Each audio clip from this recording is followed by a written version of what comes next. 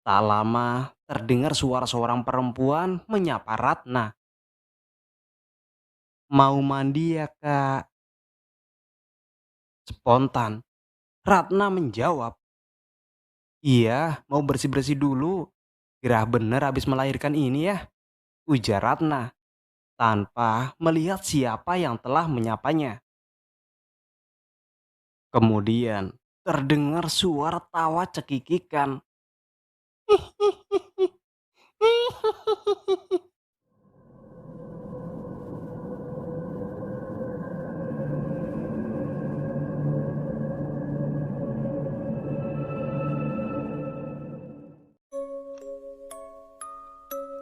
Assalamualaikum warahmatullahi wabarakatuh. Berjumpa lagi bersama saya Wahyu MDK.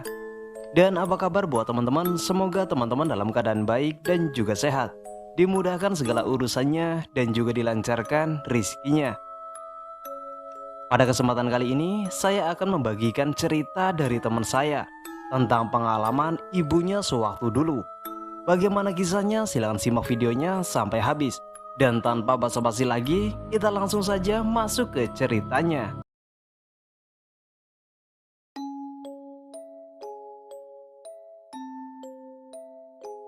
Setelah ayahnya Ratna menikah lagi, Ratna mempunyai ibu tiri. Namun kali ini, Ratna telah dewasa, jadi agak bisalah membela diri kalau disakiti ibu tiri barunya. Seperti biasa, kerjaan Ratna kala itu menerima permintaan orang untuk menumbuk beras menjadi tepung. Karena zaman dulu belum ada tepung instan seperti sekarang. Dan upahnya, Ratna simpan di antara selipan kelambu. Karena ibu tiri Ratna selalu merampas hasil kerjanya. Rencana Ratna waktu itu mau digunakan untuk membeli baju di lebaran nanti. Karena ibu tirinya benar-benar tak pernah memberi uang atau kebutuhan anak-anak tirinya itu. Ibu tiri Ratna ini mempunyai seorang adik yang sangat manja dan selalu jahat sama Ratna. Umurnya ya sama dengan Ratna waktu itu, kira-kira 17-an lah. Dan pada suatu hari, Ratna berkenalan dengan seorang pemuda yang lumayan tampan. Dia bekerja sebagai angkatan laut. Mereka bertemu secara tak sengaja waktu Ratna berjualan kue. Dan salah satu pelanggannya ya pemuda itu. Makin hari mereka makin dekat aja. Dan tak terasa sudah berbulan-bulan hubungan mereka. Nama pemuda itu adalah Ahmad.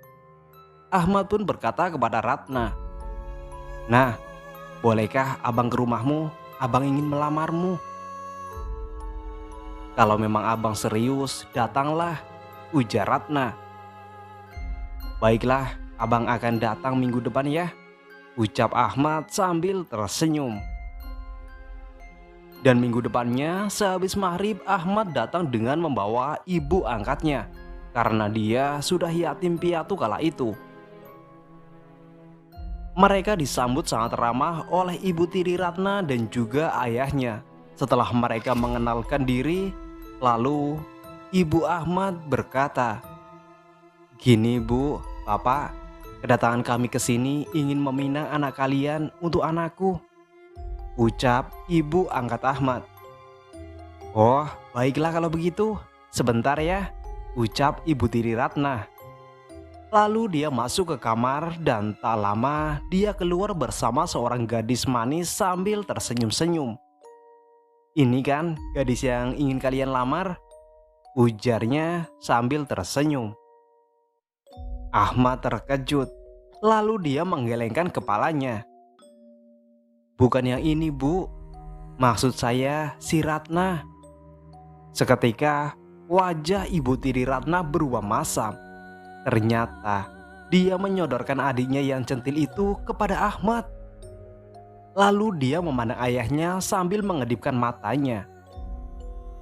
Dan ayahnya pun berucap, "Oh, maaf nak, kalau si Ratna belum mau menikah, dia masih ingin sendiri," ucap ayahnya Ratna untuk membela istrinya itu. "Tapi kemarin saya sudah memberitahu Ratna pak, dan dia juga udah setuju." Gini aja ya, nantilah Bapak tanyain lagi sama Ratna dan akan kami rundingan dulu, ucap ayahnya Ratna. Baiklah Pak, kalau begitu kami permisi dulu, kata ibu angkat Ahmad. Terus mereka pun pulang. Esoknya setelah ayahnya Ratna pergi berjualan kain, ibu tiri Ratna memanggil Ratna. "Hei, sini kau, anak sialan." "Ada apa Bu?" ujar Ratna. "Bagus ya, sudah pandai kau pacar-pacaran," ucap ibu tiri Ratna sambil menjambak rambutnya dan juga memukulinya. "Aduh, ampun Bu, Ana tak berbuat macem-macem kok," ujar Ratna sambil menangis. "Dasar kau anak sialan, tak tahu diri." Sambil berkata begitu, dia mengambil sapu lalu memukuli Ratna dengan membabi buta. "Ampun Bu, ampun," ujar Ratna sambil kesakitan. Setelah puas memukuli Ratna, lalu dia berkata, "Awas ya, kalau kau terima pinangan siapapun sebelum adikku menikah duluan, kubunuh kau," ujarnya garang. Ratna hanya bisa menangis terisak-isak, lalu berjalan tertatih-tatih menuju makamnya ibunya Ratna yang tak jauh dari rumah mereka. "Mak, mengapa Mak pergi begitu cepat? Lihatlah anakmu ini, Mak. Tiap hari dipukulin, kadang tak dikasih makan, Mak. Ana juga tak boleh tidur di kamar, Mak, tapi di dapur, di dekat kayu api kalau malam," ujar Ratna sambil terus menangis mengadukan nasibnya kepada almarhumah ibu Ratna. Setelah kejadian itu, Ratna menjauhi Ahmad. Itu semua atas permintaan ibu tirinya. Namun Ahmad tak mau menyerah. Di suatu malam, dia mengajak Ratna kawin lari. Namun Ratna menolak karena takut. Tapi Ahmad terus membujuknya. Dan akhirnya Ratna pun mau. Dan pada hari yang telah mereka sepakati, pada malam itu Ratna pamit mau beli minyak tanah di warung. Tapi dia sudah mencapakan tas Kevinnya pada jendela kamar. Dan juga membawa uang yang digulungan tepi kelambu yang telah lama ditabungnya. Dan begitulah mereka menjauh dari rumah ayahnya dengan menaiki bus ke Medan. Karena selama ini mereka tinggal di Belawan. Rupanya diam-diam Ahmad telah meminta pindah tugaskan ke Medan. Dan atasannya pun menyetujuinya. Selang beberapa bulan kemudian setelah mereka menikah, terdengar kabar kalau ayahnya Ratna sedang sakit di Belawan. Lalu menurut kabar itu, dia selalu menyebut-nyebut nama Ratna. Mungkin dia menyesal telah membiarkan Ratna terlunta-lunta dan selalu diazab oleh ibu tiri Ratna, yaitu istrinya. Karena tak sampai hati, Ahmad yang kini telah menjadi suami Ratna mengajak Ratna menjenguk ayahnya di sana, sekalian mau meminta restu kepada beliau. Akhirnya setelah sampai di rumah ayahnya, Ratna sempat terkejut melihat keadaan kakek yang kurus kering karena sakit parah. Dan di sana juga ada ibu tiri Ratna. Melihat keadaan Ratna yang kini sangat berbeda jauh dari yang dulu, ibu tiri Ratna itu menangis. Ya, sejak Ratna menikah dengan Ahmad, Ratna seperti nyonya-nyonya besar. Pakainya bagus dan memakai banyak emas seperti gelang, cincin, dan lainnya. Diam-diam, ibu tiri Ratna melirik Ratna dan pura-pura menangis. Terus berkeluh kesah tentang penyakit ayahnya. Dan atas inisiatif Ahmad, ayahnya Ratna dibawa ke rumah sakit dan dibiayai oleh Ahmad sampai sembuh.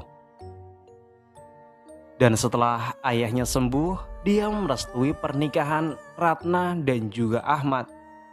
Dan beberapa bulan kemudian, setelah pulang ke Medan, terdengar kabar bahwa Ratna hamil. Ahmad sangat senang sekali. Itulah anak pertama mereka yang paling tua. Dan setelah 9 bulan kemudian, di saat Ratna mau melahirkan, Ratna dibawa Ahmad ke rumah sakit yang bagus agar tidak terjadi apa-apa kepada Ratna.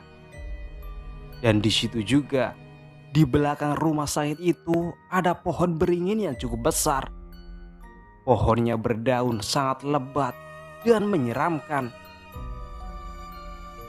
Setelah kelahiran anak yang pertama, Ahmad menungguin Ratna di rumah sakit itu. Dan di suatu malam, Ratna ingin ke kamar mandi untuk buang air kecil. Terus Ratna membangunkan Ahmad yang tidur di sofa rumah sakit itu. Mungkin saking capeknya Ahmad bekerja dan malamnya harus menungguin Ratna di rumah sakit. Jadi tidurnya sangatlah pulas sekali. Karena tak tega, lalu pelan-pelan Ratna pergi sendiri ke kamar mandi yang gak jauh dari kamar yang ia tempati. Pelan-pelan Ratna mulai membuka geritannya dan bengkuknya. Karena Ratna ingin mengganti dengan yang bersih. Karena yang itu sudah dipakai dari semalam. Tak lama terdengar suara seorang perempuan menyapa Ratna. "Mau mandi ya, Kak?" Spontan Ratna menjawab, "Iya, mau bersih-bersih dulu. Gerah bener habis melahirkan ini ya," ujar Ratna tanpa melihat siapa yang telah menyapanya. Kemudian terdengar suara tawa cekikikan.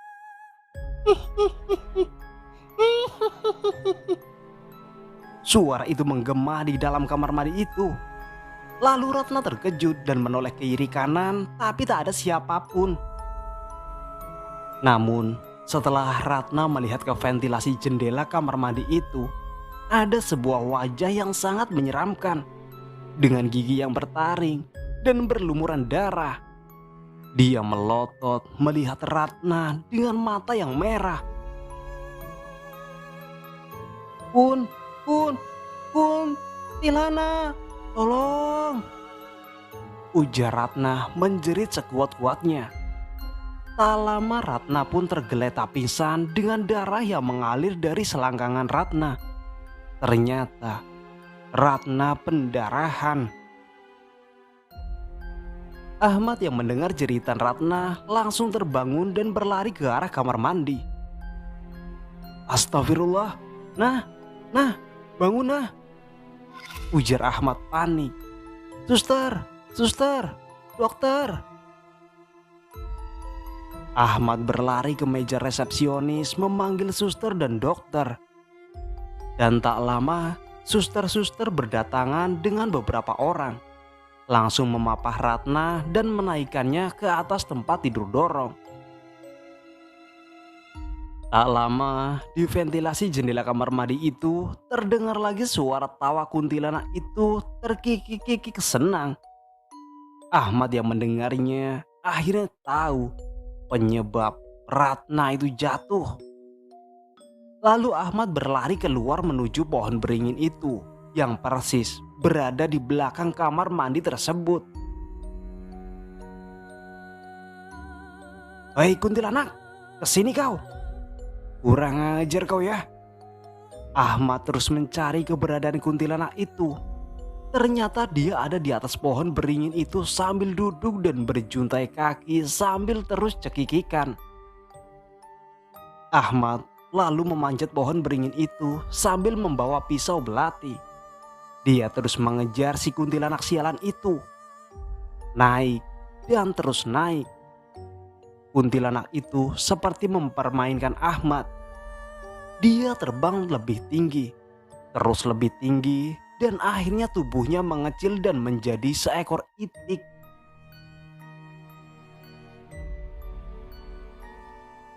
Singkat cerita, setelah beberapa hari di rumah sakit, Ratna pun diperbolehkan pulang oleh dokter. Dan dalam beberapa hari itu di rumah sakit, Ahmad ekstra ketat menjaga Ratna dari gangguan kuntilanak itu. Dan setelah beres masalah administrasi, mereka pun pulang ke rumah dengan mobil dinasnya Ahmad. Keluarga kecil itu sangat bahagia karena kini sudah mempunyai momongan seorang bayi mungil yang tampan. Namun, ternyata kuntilanak itu selalu mengikuti Ratna sampai ke rumah. Tiba malam ketiga, terdengar suara seorang perempuan memanggil-manggil nama Ratna.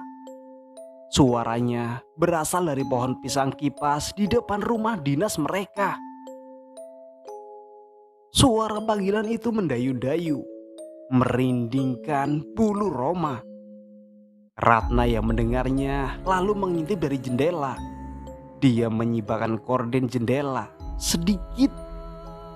Dan alangkah terkejutnya Ratna setelah melihat seorang perempuan dengan gaun putih panjang dengan rambut panjang, riap-riapan, sedang melambai-lambaikan tangannya kepada Ratna. Ratna pun menjerit dan membangunkan Ahmad yang sedang tidur. "Ada apa, nah?" Lalu Ratna menunjuk-nunjuk ke arah jendela sambil berkata, "Ada kuntilanak, Bang, di bawah pohon pisang kipas depan rumah." "Mana?" Spontan Ahmad berlari ke arah jendela. Dan di bawah remang-remang lampu teras, Ahmad melihat kuntilanak itu masih berdiri di situ. "Kurang ajar bener ya, ternyata dia mengikuti kita sampai sini, nah," ucap Ahmad. "Awas kau ya Kunti, kali ini aku akan mendapatkanmu." "Kau tenang di sini ya, nah, jangan kemana-mana," ujar Ahmad. Dan Ratna pun mengangguk. Tak lama, Ahmad keluar diam-diam dari pintu belakang dengan membawa pisau belati. Dia mengendap-endap mendekati pohon pisang itu. Tapi ternyata kuntilanak itu tahu kalau Ahmad mendatanginya. Dan cepat dia terbang sambil tertawa cekikikan.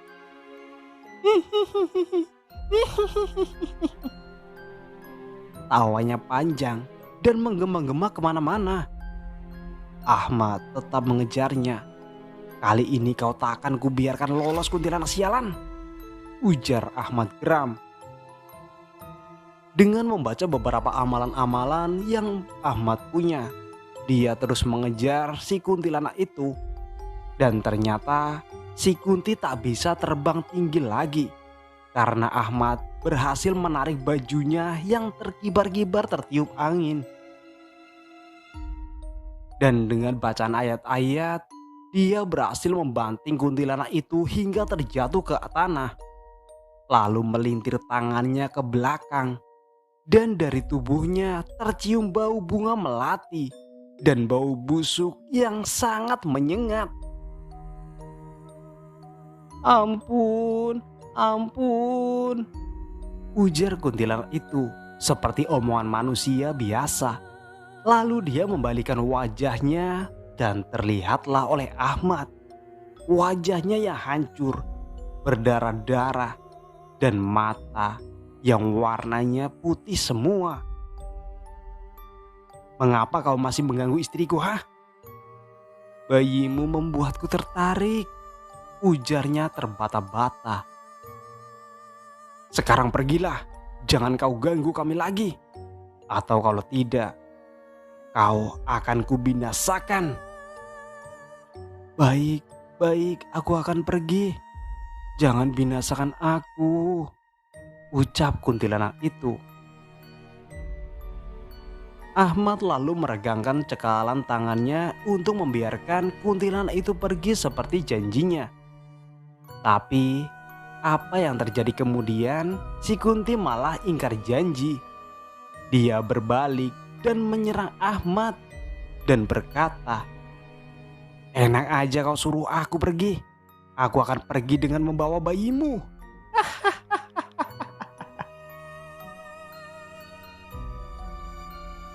"Baiklah kalau itu maumu."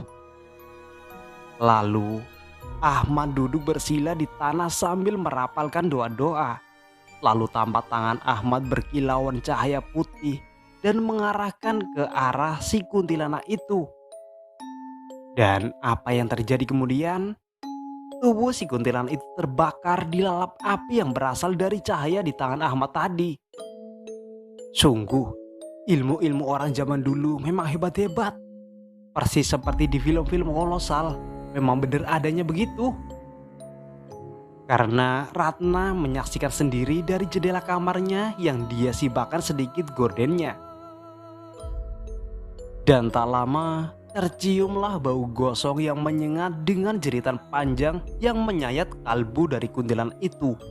Tubuhnya terbakar habis menjadi abu. Dan tak lama, Ahmad mengambil cangkul dan menguburkan abu itu di bawah pohon pisang. Ahmad mengangkat tangan ke langit, lalu mengucap puji syukur kehadirat Allah. Dengan musnahnya si kuntilanak itu, barulah hari-hari mereka merasa tenang dan tak ada gangguan lagi. Ahmad telah memagari rumah dengan ayat-ayat Al-Quran yang telah Ahmad bacakan pada semangkuk air, lalu air itu dicipratkan ke sekeliling rumah. Dan alhamdulillah, sejak itu hidup mereka tenang dan tak ada lagi gangguan. Oke teman-teman, cukup sekian cerita yang dapat saya bacakan. Dan mohon maaf bila ada kata-kata yang kurang berkenan dan cara ngomongnya juga kurang pas. Dan saya pamit undur diri, sampai jumpa di cerita selanjutnya. Assalamualaikum warahmatullahi wabarakatuh.